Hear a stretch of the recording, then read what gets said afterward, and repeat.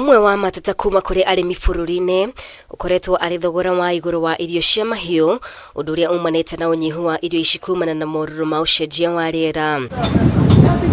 Murugamiriri munene wa ruhonge rwa KALRO mwena wa NAIVASHA Dr. Samuel MBUKU akiuga uyu ni undu ucungiriirie kwaga kwa iria hamwe na nyama. Dairy farming is a challenge today, given that the cost of feed is going up every day. Of course, this has bearing on the global trends, because some of these ingredients are becoming very expensive because of availability in terms of supply.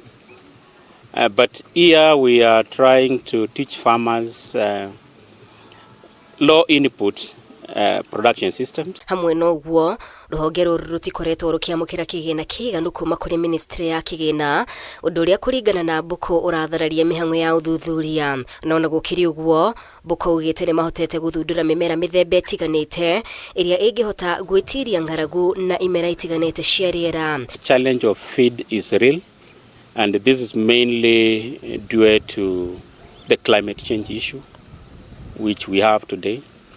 Most of our feed production is through the rain-fed agriculture, and it's not sustainable.